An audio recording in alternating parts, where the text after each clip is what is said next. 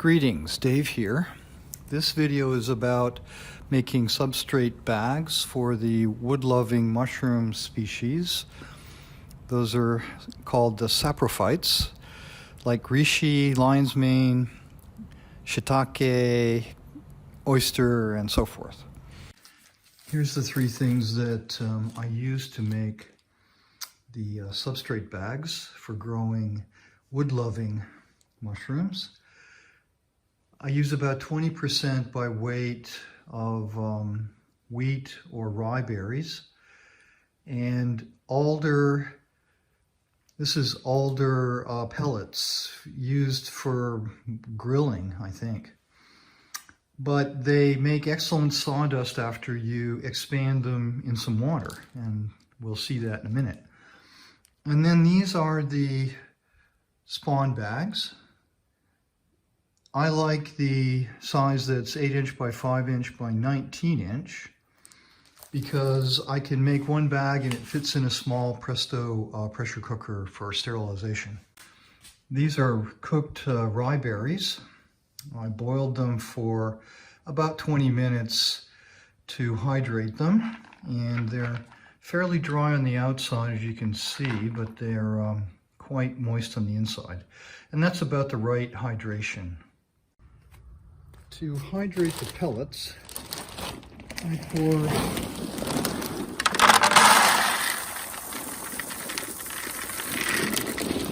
about 4 inches, 3 or 4 inches of pellets in the bottom of a bucket. The bucket has holes in the bottom for drainage later. And then I'm going to fill the tote with water and allow it to soak for about an hour.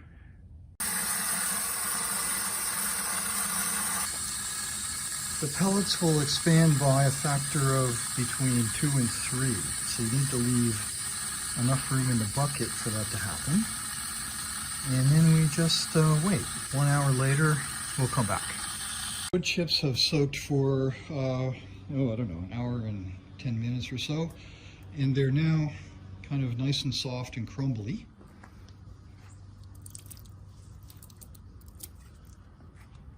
And now we just pull it out of the water.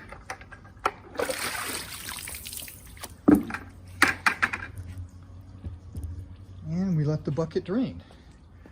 And I let it drain for about an hour, good enough. And then I put it in a container with a lid on it, and then I can use it when I like.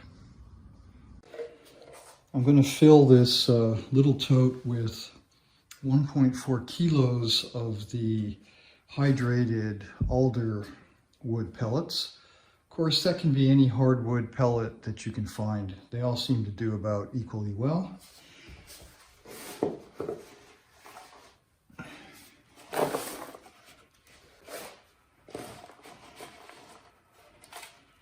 Close enough. Now I add roughly 300 grams of the, in this case this is rye berries that have already been cooked. So what we go up to 1.7-ish. And finally to that, I add roughly a tablespoon of gypsum. At this stage, it's important to check the moisture content of the substrate. So pick up a handful and squeeze as hard as you can. And you see that no water is coming out, which means it doesn't have enough water. So we'll add a bit of water. I just added a half a cup of water and I mixed it very well. Let's try again.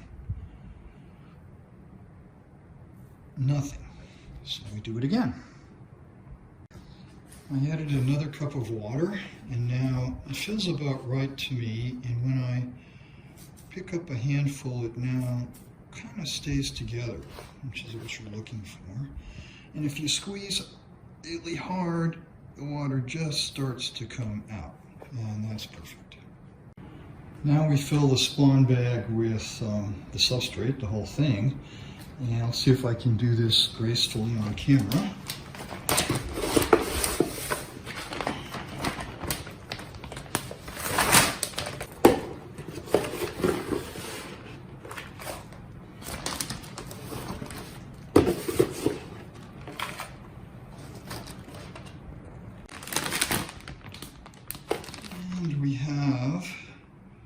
Total of, with the added water and so forth, we now have 2.1 kilos, which is perfect. Seal the bag. Just take 3 folds. Don't go past the air port, and just use some paper clips or basically anything you've got to hold it together. The idea is we're going to sterilize this in a pressure cooker, and after sterilization we don't want spores or bacteria to get into the bag. And when you fold it like that, it works just fine. I happen to have a sealer, so I'm going to do that. With a few trials, I found that the correct setting, or a good setting, for this type of bag, material, and so forth is 6. And that means 6 seconds. Get it in the jaws. And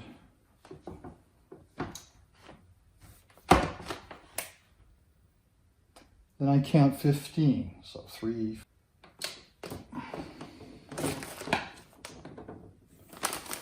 And that made a very good seal. So again.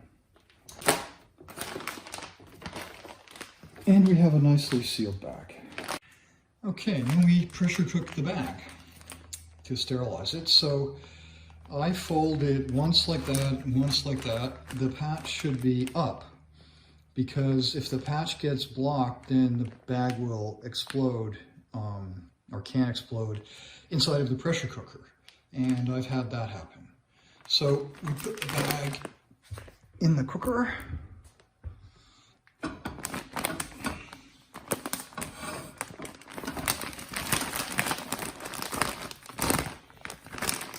Fold it up